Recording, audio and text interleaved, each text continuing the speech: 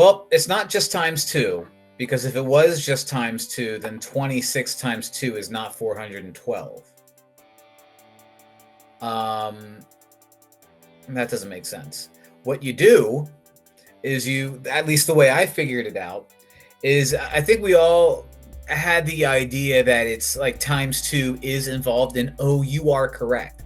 But instead of saying 12 times 2, it's 1 times 2 and 2 times 2, and attach those things together, which still works for times 2. 3 times 2 is 6. 4 times 2 is 8, 68. 4 times 2 is 8. 2 times 2 is 4, 84. But this is where it gets funky. 2 times 2 is 4. 6 times 2 is 12. 412. So this guy's going to be 810, says Athena. 810. Good job, gang gang. Good job, gang gang. All right. Today is a vocabulary heavy lesson. I sent you guys the notes via email in a PDF. It would not be a bad idea for me to stretch for about 30 seconds and give everybody the opportunity to check your email and at the very least pull up that PDF. And if your parents have a printer and they don't mind you using it, maybe you can print it out. But you don't have to do that. You don't have to do that at all.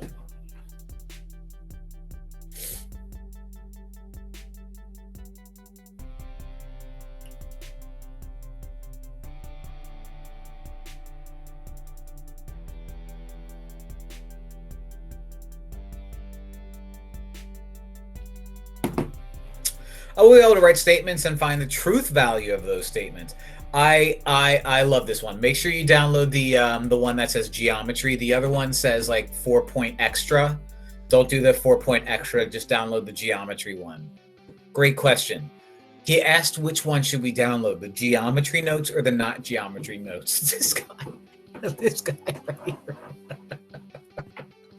Oh man. Oh, I await your response. Sorry. All right. Lots and lots and lots and lots and lots of vocab in this section, and that's why I'm okay with taking 2 days on this. Statement is a sentence that is either true or false. So, like for example,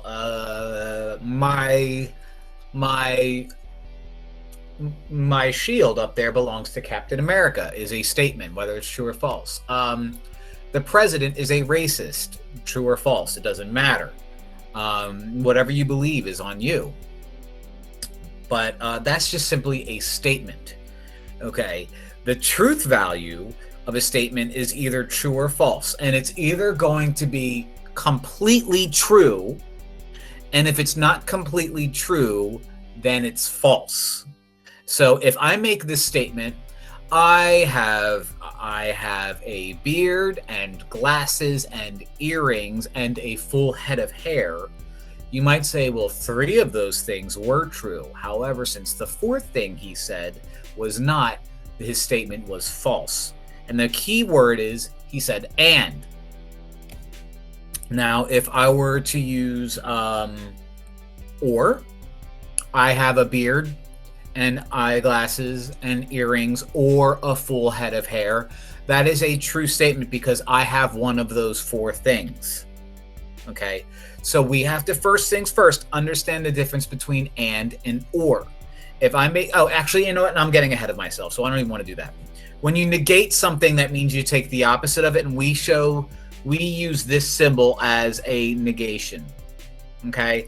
Negative P essentially means is the opposite of P. So if the original statement up there was a rectangle is a quadrilateral, then the negation is a rectangle is not a quadrilateral. You just take your thing that you have and make it the opposite. Okay.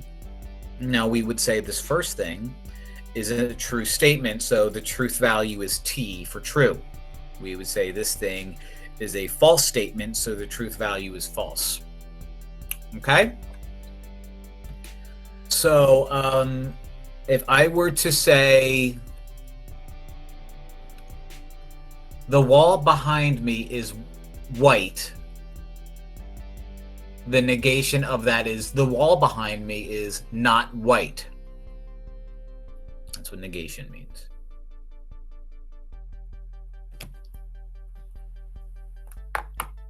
So if I were to say the phrase, the president is a racist, the negation of that would be the president is, I can't say it.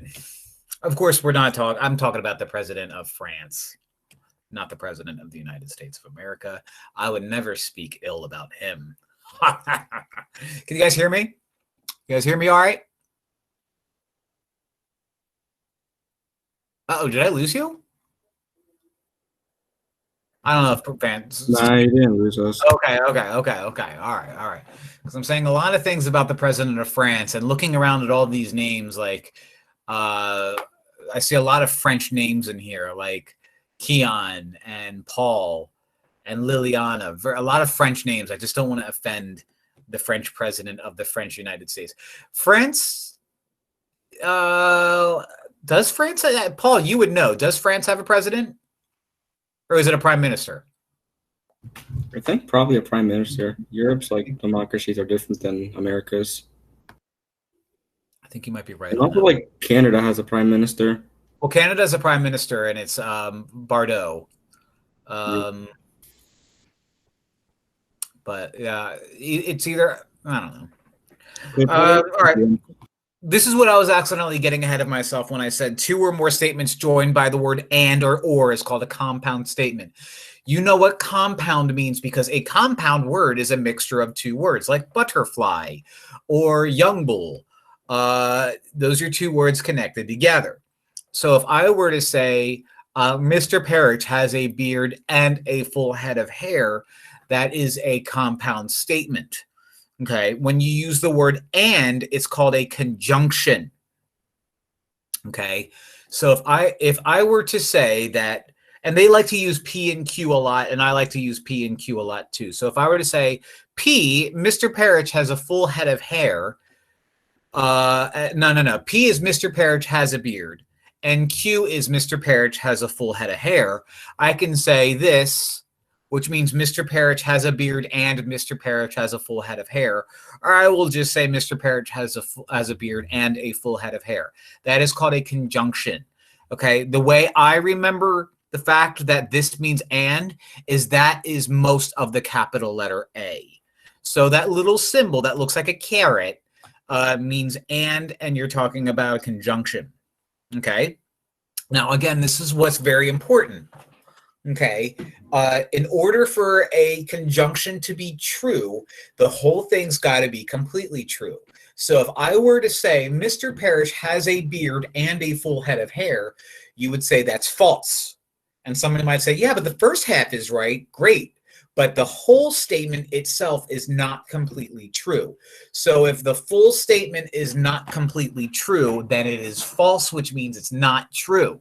So, you know, I could stand up and list 100 things about myself, and if the last thing that I said was a lie and I used the word and to connect all of them, then my statement is false. Like I could be like, Mr. Perich is handsome and Mr. Perich is cool and he has the voice of an angel and he can sing and he's very talented and he can play guitar and he has a beard and he has glasses and he is super good looking and he is so cool and he's a great athlete and he has the full head of hair.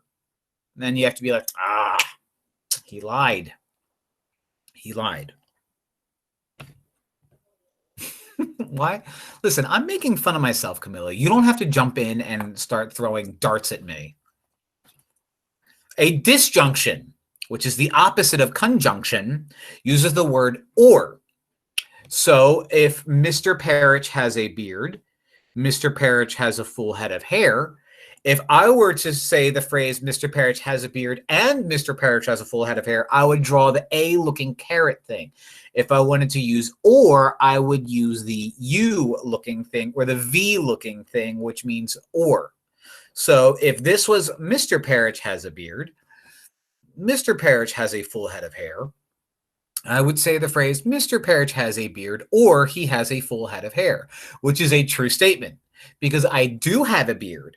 If I were to order a pizza and the guy were to ask me what I want for pizza and I said, I'll have pepperoni or sausage, and he brought me pepperoni, then he fulfilled what I asked. If he brought me sausage, then he fulfilled what I asked. If he gave me both, then he fulfilled what I asked. If I asked for a pizza and I asked for pepperoni and sausage, and he just brought me pepperoni, he did not give me what I want. So and has to, thank you, Camilla. I'm participating. Very good. So the word and, in order for it to be a true statement, you have to include everything, or you only have to include one of those things. Okay, so Chris, obviously we're talking about cheese pizza here, not just a flat dough circle with nothing but pepperoni in it. Can you not be a smart aleck for once in your entire life, Chris? Get out. Go to the timeout room. Oh, that's not nice. So again, if I were to, never mind. I think you guys get the difference between and or. Or should I say and or? and or. So we have several statements here. And I'm going to take my sweet old time because I'm not going to be able to cram both or this entire lesson in one day. So yes, we will do everything. And yes, I'm going to ask for participation. And a lot of this is mostly text. So I feel like you should be able to, at the very least, type stuff into the chat, or at the very least, unmute yourself and talk. But I have 3 statements. A week has 7 days. That's P. Q is there are 20 hours in a day. And R is there are 60 minutes in an hour. Okay. What I have to do is I have to write the statement for each. So I will do 1 and 2, and I'll give you guys the opportunity to do others. Maybe I'll do 1 and 4. Maybe I'll do 1 and 4. Okay. So problem 1, and I'll write it up here. P and R means I write out the phrase a week has 7 days and there are 60 minutes in an hour. Is that a true statement?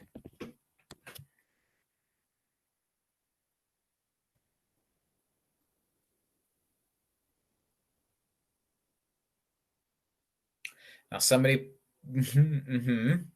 good, Santiago.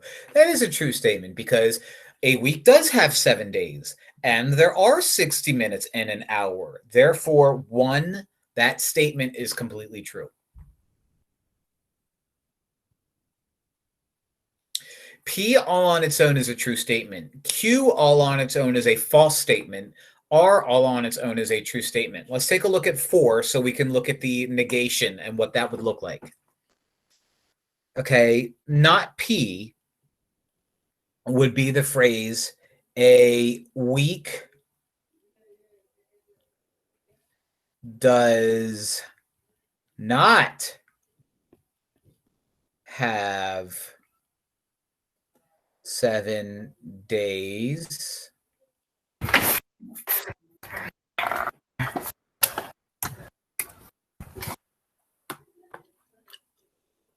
Paul, you good, bro? Paul, you going to disrupt my class, bro? Does he even realize that he unmuted himself? Can you guys hear me? Yes. A week does not have 7 days. So that's what the opposite of P looks like. The opposite of P does not say no a, no week, no has, no 7, no days. It is a week does not have 7 days. If I were to do the opposite of Q, I would say there are not 20 hours in a day. If I were to do the opposite of R, there are not 60 minutes in an hour. Okay. But opposite of P is a week does not have 7 days, or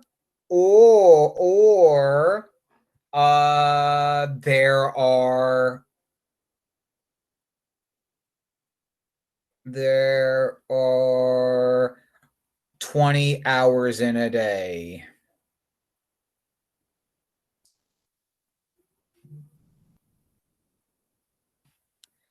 Is this a true statement? No, and that is correct. This is not a true statement because a week does not have 7 days, which is a lie. A week does have 7 days, or there are 20 hours in a day. That's a lie. So since they're both lies, even though it's an or, since they're both lies, it's false. Okay?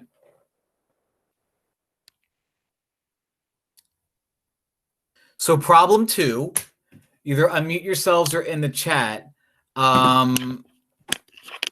write out what 2 would read as, or say it. What would 2 read as? A week has 7 days and there are 20 hours in a day. You did P. Oh, okay, good. There are good. A week has 7 days and there are 20 hours in a day. Is that a true statement? Does a week have 7 days and also there are 20 hours in a day? Santiago says false, which I agree with. Good.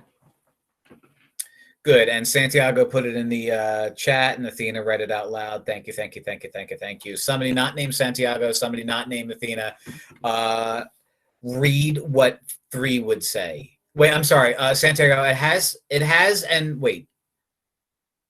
Yes, so if it's an and, even though it's an and one of those statements are true, since the other one is false, it makes the whole thing a false statement. So again, if I were to be like, I have a beard and I have earrings and I have glasses and I have a full head of hair, that's a lie.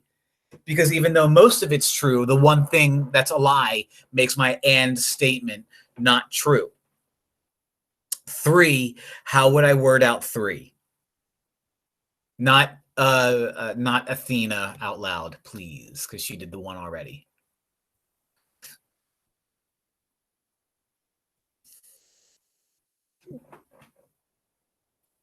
It's okay. Don't be scared. It's okay. We're all friends. It's okay. I believe in you. It's okay. I believe in you. I don't know if it's a lie. Okay, so Santiago said Q first, there are 20 hours in a day, or there is, I think you accidentally did half of 6. You accidentally did the opposite of R.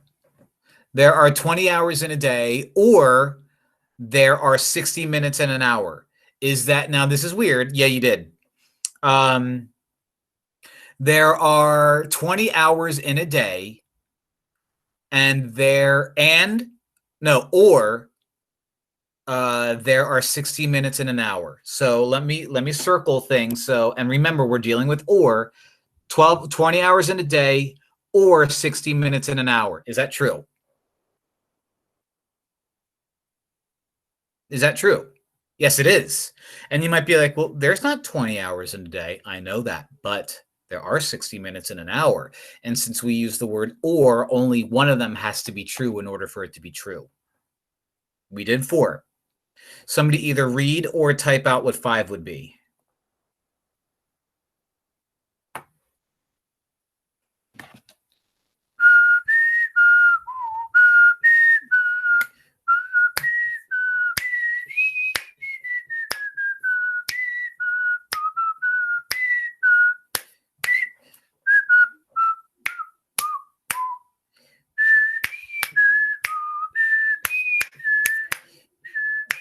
There are 7 days in a week, or there are 60 minutes in an hour. That is correct, Santiago.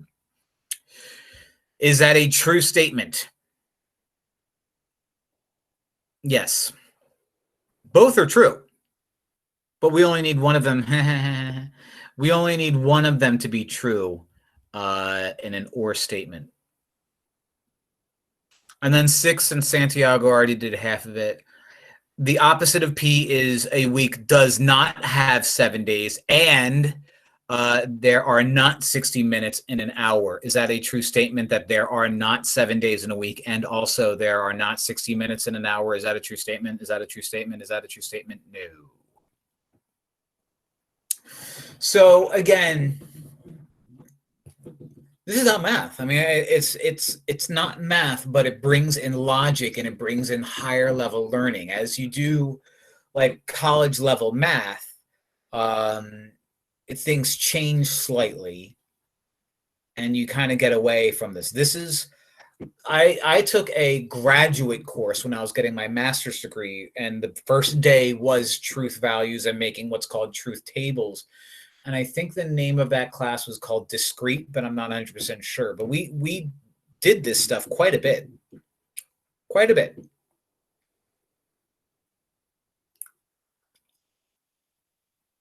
Tell us your TBH. I'm actually taking too long. Part 2 of this whole thing is conditional statements. Conditional statements are if-then statements. Okay. If it is raining outside, then the grass will be wet. If I jump off a cliff, then I will die. If I set fire to your home, then your home will burn down. If I stalk your family, then I will get arrested. Stuff like this. It's an if-then statement. We use this little arrow to create the if-then statement. So if I was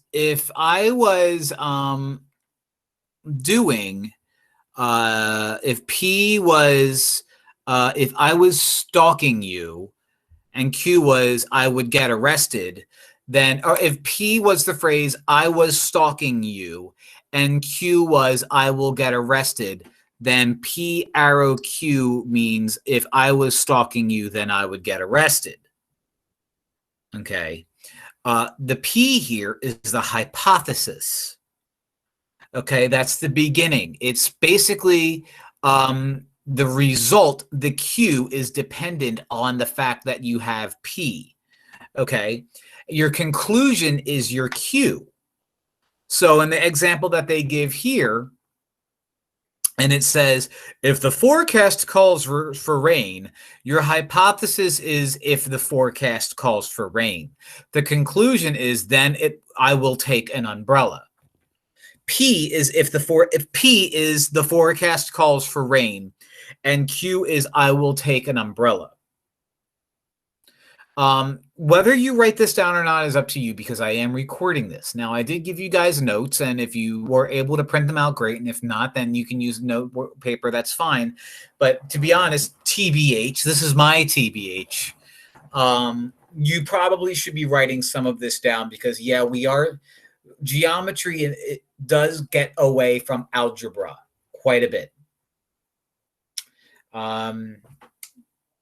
You know, it's you guys being the brighter class.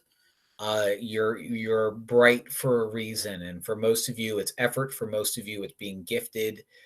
For most of you, it's hard work, and both. It's a combination of both.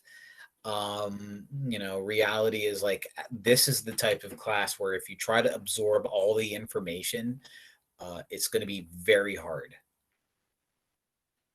It's going to be difficult. And we are getting away from the mathy stuff that Camilla misses. So, but you know, at the very least, you have the best math teacher you'll ever have as your geometry teacher, and then when you go to Algebra 2, you'll be fine. You won't miss a thing. All right. So I'll do 7 and 8. And then you do 9 and 10. 7. I'm supposed to write a conditional statement for each. Okay, so 16-year-olds are eligible to drive. I have to turn that phrase into a conditional statement, which means I have to turn it into if blah blah blah, then blah blah blah. So 7. If we'll say 1 instead of if he or she. If 1 is 16 years old, then they are eligible to drive.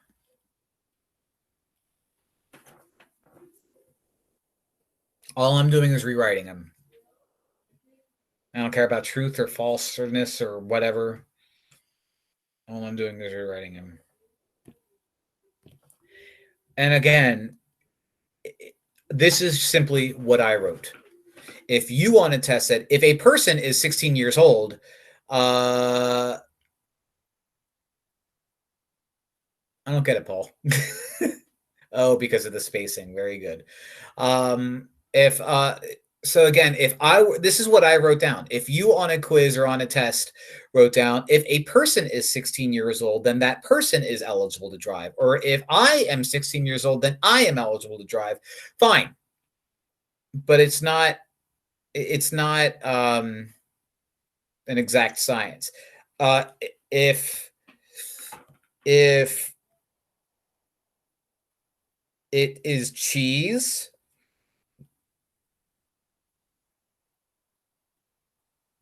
then it contains calcium, and I ran out of room. Okay. Can someone either unmute themselves or type out in the chat how they would turn 9 into an if-then statement? That could be anybody.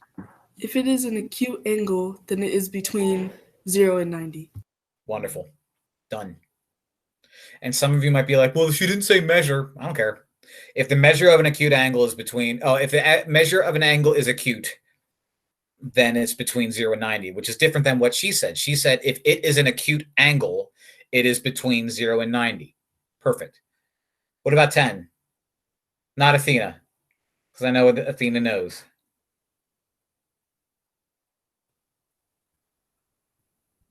Equilateral or equiangular or triangle or R. If equilateral triangles sides are equal, then it's equiangular. That works. I would say if a triangle is equilateral, then it is equiangular, and that's exactly Santiago. That works. Okay. And you guys are even adding words. Don't even add words. It's not necessary. If it is an equilateral triangle, then it is equiangular. If the triangle is equilateral, then it is equiangular. Don't overthink it. And then again, we won't see problems like this because most of it will be conditional to begin with. And that leads us here. So maybe, oh, you know what? Am I missing something? I think I'm missing a slide. I am. Oh, wait, did we talk about counterexamples? No, I'm not. We talked about counterexamples yesterday. A counterexample is a reason why something is false. Okay, so we'll do probably 11, maybe 12, because that's all the room that I have, and then we'll pick it up tomorrow. But 11 is we are determining the truth value of each statement. The statement has to be completely true in order for it to be true. Completely true. Okay? And if it's not, then give a reason why it's a lie. So I'm looking at 11. If x squared equals 16, then x equals 4. I know what you want to say. I know you want to say it's true, but it's actually false.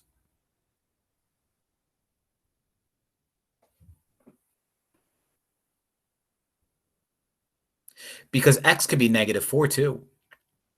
Because a number times itself is 16.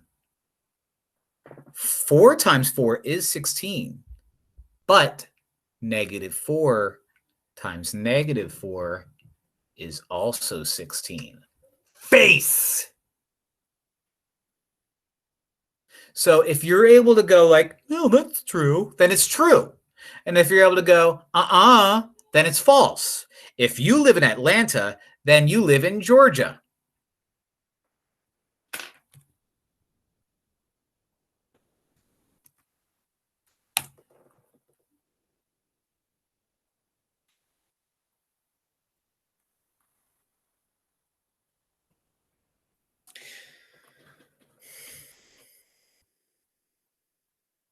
But okay, so Santiago is saying just name another city in Georgia. I don't care about other cities. It's not saying if you live in Georgia, you live in Atlanta. It's saying if you live in Atlanta, then you live in Georgia. Now, what I'm doing, so in this particular case, you have to live in Atlanta.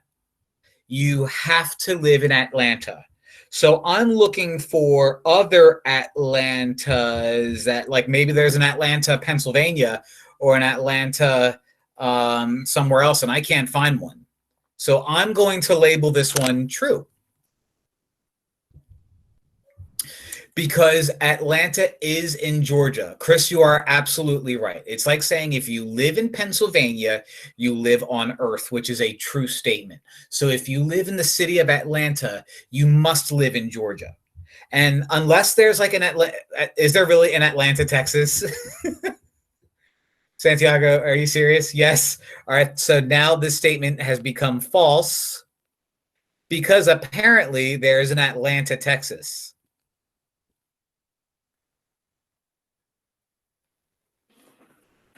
Google Maps, very good.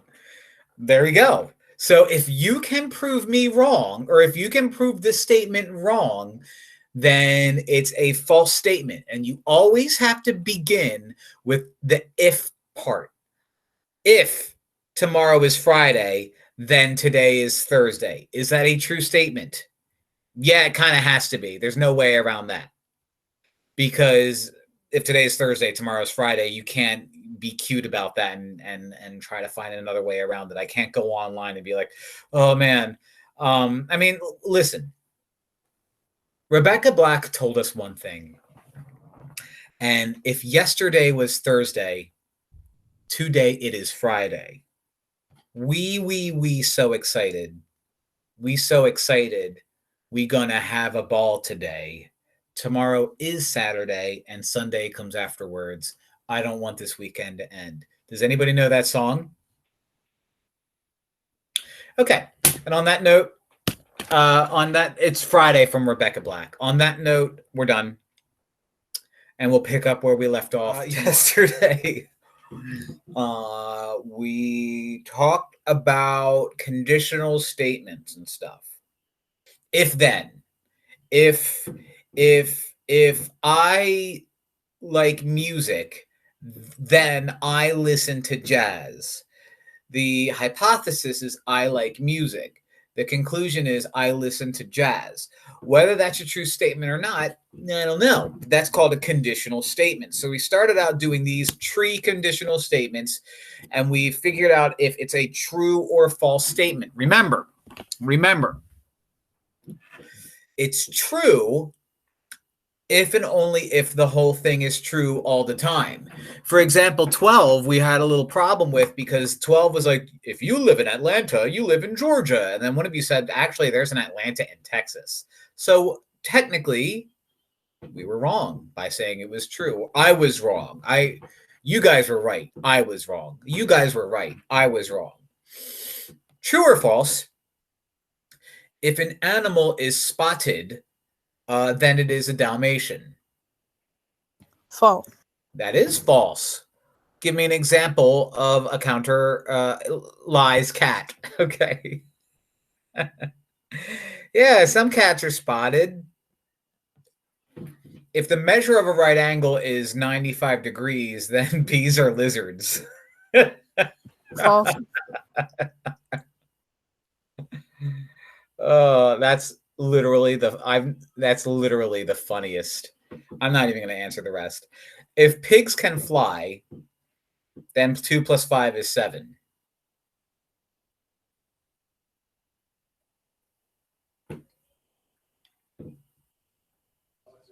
False. False. Pigs can't fly. Because pigs can't fly. If Jacqueline turned 14 years old last year, then she will turn 15 this year. True. True. If a number is in between 10 and 12, then it is 11. False. False, 10 because + 5. because you can include decimals. 10.1, like Santi says. See how much fun that is? I like then bees are lizards. I don't know why I found that so funny. Well, there are other statements that are based on giving conditional statement. These are called related conditionals. Okay, a conditional statement is if P then Q. You know that. Its converse is if Q then P. So if I were to go back here and if I were to go look at if I were to look at what was a true one? Number 17. Number 17. If Jacqueline turned 14 years old last year, then she will turn 15 this year. The converse is if Jacqueline turns 15 this year, then she will have turned 14 last year. Sometimes the converse is true, and in this case, the converse is true. Sometimes the converse is not true. Like if I could say if an object is a square, then it is a rectangle. That is a true statement. Squares are rectangles. If I were to do its converse and say if an object is a rectangle, then it is a square, that's not true. Converse is literally taking your hypothesis and your conclusion and going, whoop, oh, you are saying Jacqueline and not Jack-o'-lantern. Ha, ha, ha. I like you guys. Although I don't think she meant that as a joke, but that's the type of dad joke that goes right up my alley. The inverse is formed by taking the opposite of both your hypothesis and your conclusion and keeping it in the same form. Okay, so the inverse of 17 would be if Jack-o'-lantern did not turn 14 years old last year, then she will not turn 15 this year, which is a true statement. Right. And then last but not least, the contrapositive is when you flip everything. The contrapositive is when you take its converse and make it it all opposite. So the contrapositive of 17 is if Jacqueline did not turn 15 this year, then she will not have turned 14 last year. Awful. Awful stuff.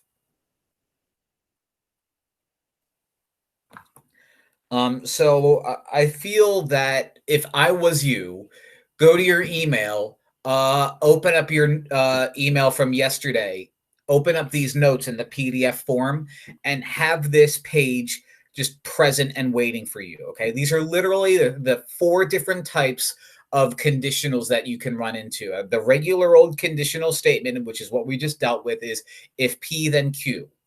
The converse flips it, if Q then P.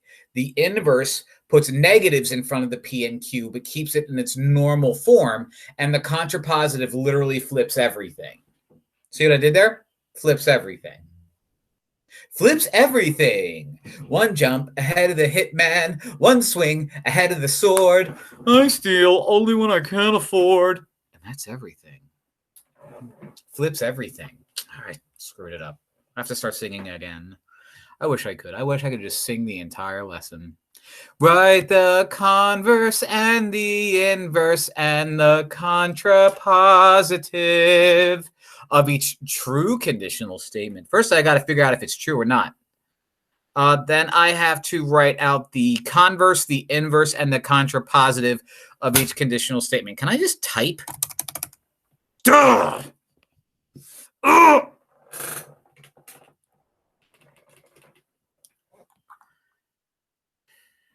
That's malarkey, and I hate using that word. That's malarkey. Oh, you mad? Is you mad, bro? Is you mad? All right. First things first. If a number is divisible by 4, then it is divisible by 2. That is a true statement.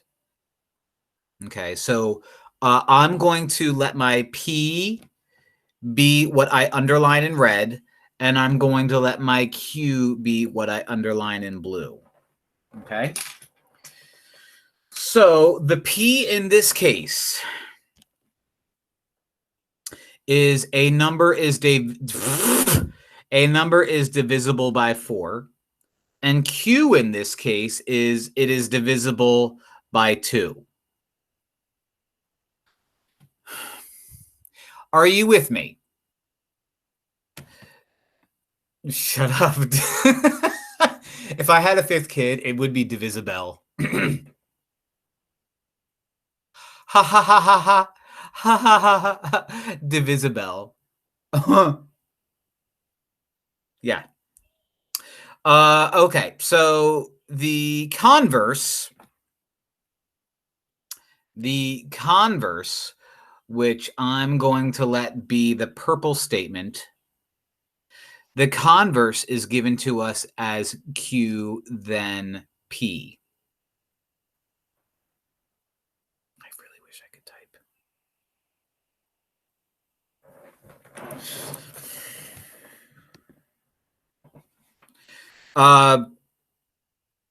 Oh boy. Any ideas as to how I can... Well, you can unmute yourself or you can quick put it in the chat. How do I write out the converse? If normally it's given to us as if P then Q, how do you turn it to if Q then P? I don't care if it's true or not. We're just writing it out. If it is divisible by 2, then the number is divisible by 4. Good. If a number is divisible, my styli are going bad. It makes me very upset. If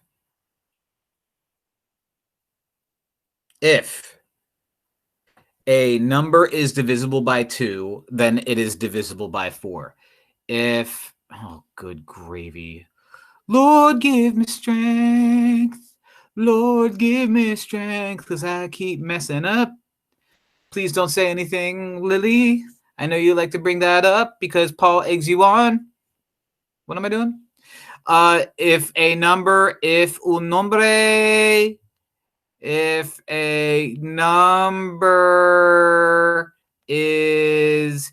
divisible by 2, then it is divisible by 4. Is that true or false?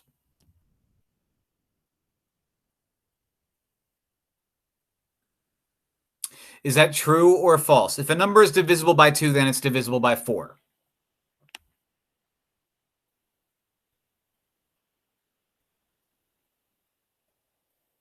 Six. It's true. Wait. Six. False? False, because 6. Because 6 is divisible by 2, but it is not divisible by 4. Let's do inverses in black. Inverses is the original statement, but you throw knots in front of them. And if you were telling a joke, maybe you would throw a knot after it. Like this mouse is white. Not. Can't do that though. If a number is not divisible by 4, then it is not divisible by 2. If a number is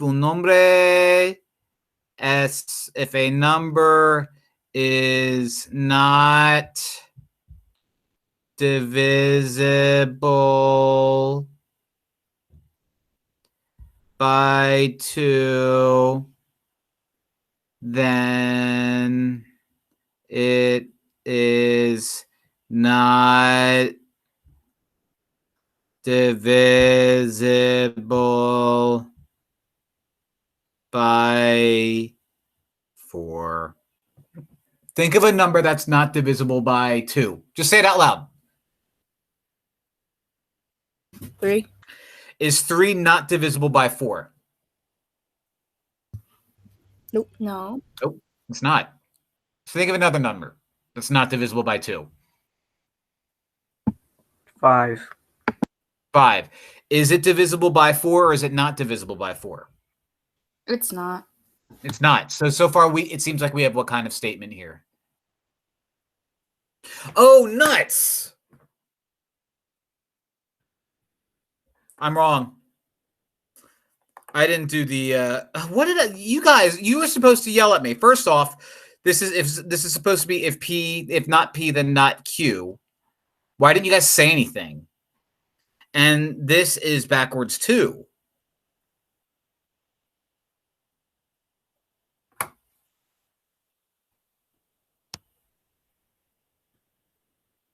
My fault, everyone. Your fault, actually, for not saying anything. All right, so 3 and oh, give me a number that's not divisible by 4. That might be divisible by 2.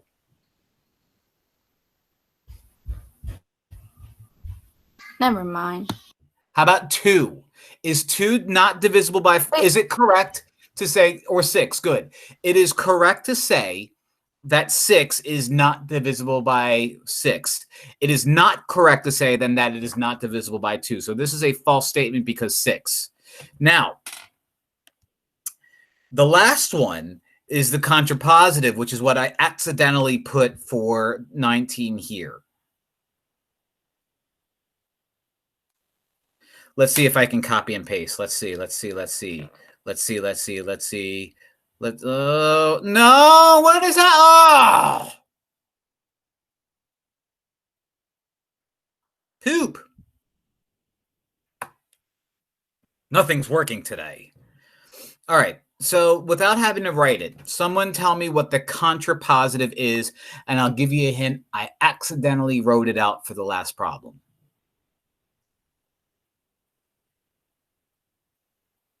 Never mind. Too slow.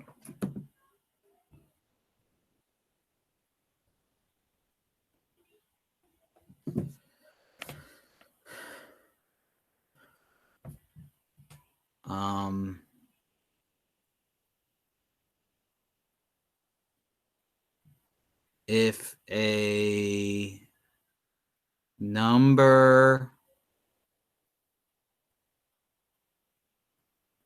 is divisible by 2, is not divisible by 2, then it is not divisible by 4. I think we accidentally determined that that is a true statement. Like if 3, 5, those are numbers that are not divisible by 2. All the odds are not divisible by 2. So then it is true that it is not divisible by 4. Okay? I think we've had enough. Now we're going to get into more wackier type things. Not wacky, but you'll see. A conditional and its contrapositive are either both true or false. Okay. A conditional and its contrapositive are either both true or false. So let's see what we had here. We had a conditional. If a number is divisible by 4, then it's divisible by 2. We said that that's true. By the way, 20 is a false statement because not all whole numbers are integers. Well, never mind. It is a true statement. I take it back. This is true. So its contrapositive ended up being true too. That would have been nice if we would have known that. And it's because of the concept of like reversing and double negatives. Okay. A conditional statement and its contrapositive are either both true or both false. Similarly, the converse and the inverse of a conditional are either both true or false. So that's why we had these two be true and these two be false. Okay, if you were to say true, false, then you did something terribly wrong because you can't have it that way. Okay, statements with the same truth value are said to be logically equivalent. So we could say that the statement, if a number is divisible by 4, then it is divisible by 2. And the statement, if a number is not divisible by 2, then it is not divisible by 4. We could say that that is a logically equivalent statement. Okay.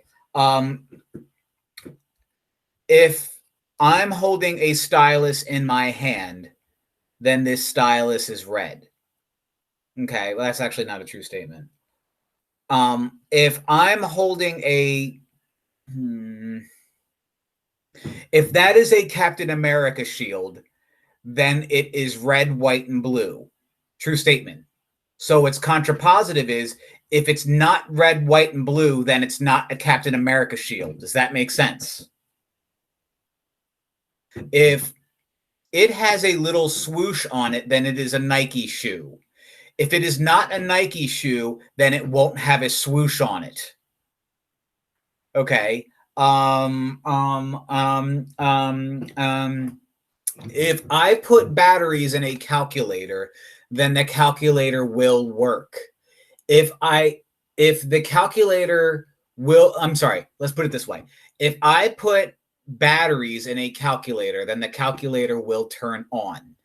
If the calculator will not turn on, then there are no batteries in the calculator, which is actually a false statement because of what one of you just set up there. All right. Those are equivalent.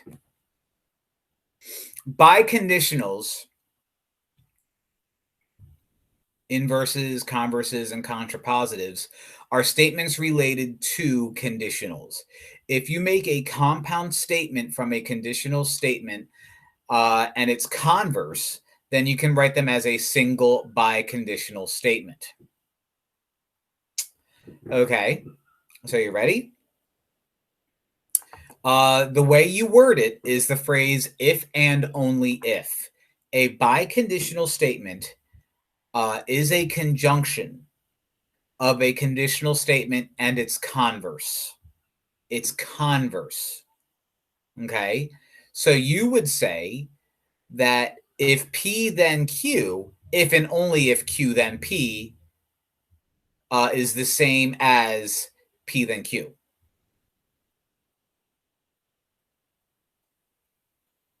I feel like I read that wrong. I did read that wrong. You would say if P then Q and Q then P, why am I reading that wrong? A biconditional statement often connects a conditional with its converse by using the words if and only if. Okay, a conditional statement and its converse must be true for a biconditional to be true.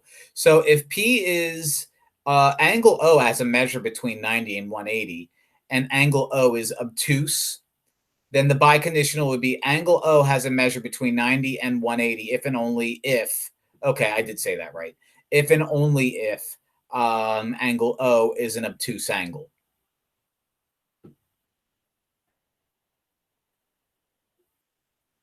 It's weird. I don't like it. I don't like it. But let's try it.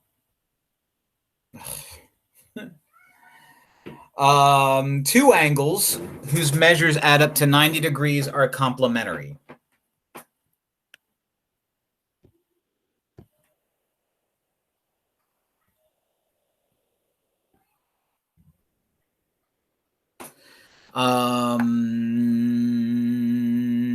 Rewrite each statement as a biconditional statement. So what we have to do is we have to say, sorry, do you hear my kids screaming in the background? It's throwing me off. Yes or no? Yeah. You do? Yeah. Yeah, it's like my dad senses are kicking in, and I'm just like, what's going on up there? All right. Okay. Where am I? Okay. 2 angles. So let's actually get rid of this part right here.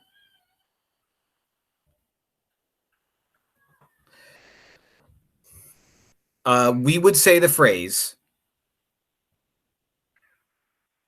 We would say the phrase 2 angles measure up to 90 degrees if and only if they are complementary. Okay. That's how you rewrite each biconditional. It's I have a feeling that this is going to be a struggle because with my ADHD right now being thrown off by the kids, I'm struggling to explain it. So that's kind of my fault. But again, what you do is you take the fact that you have a real life object, angle O. Okay. And then you start out by saying this part. You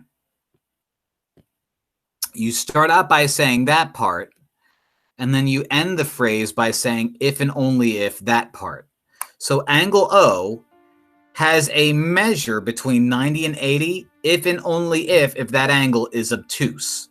So 21, 9 plus 10. 2 angles.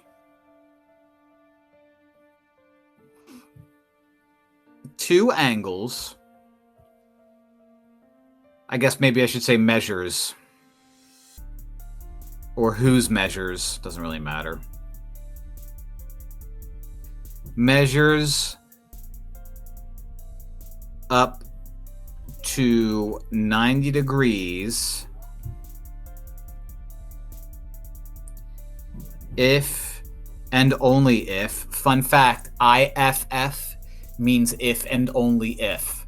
IFF means if and only if they are complementary.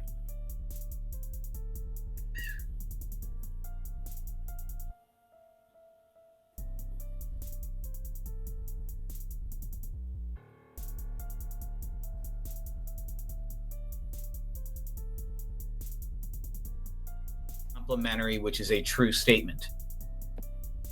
Okay?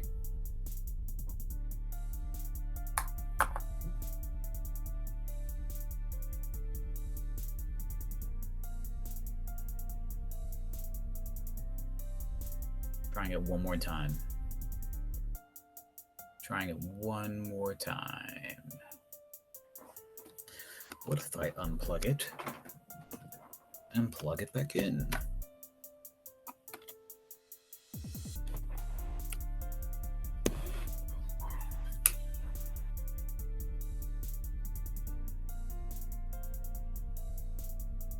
How's everyone doing today? Good?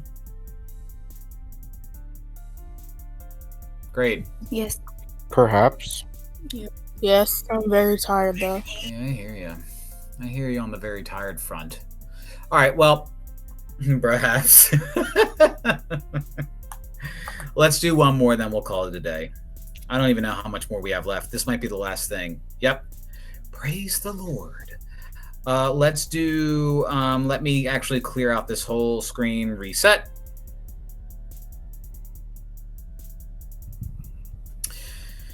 A number. First off, my P is going to be X is greater than, I guess we should say X is greater than negative 0.5 is positive. The is positive would be the conclusion. So we would say a number X, that's supposed to be an M, a number X such that, ST, by the way, is such that. We might spend tomorrow doing just a bunch of these problems on pen and paper. Like, I'll just print them out and we'll try to go over everything. So if you're looking at this and you're like, I don't understand, it's okay. I think I'm just saying it right now. That's what we're going to do tomorrow. A number X such that x is greater than, well, actually, I'm going to reword that. A number x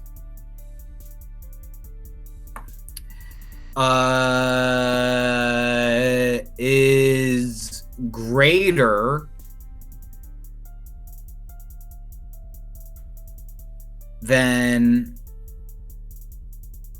negative 0.5 if and only if it is positive.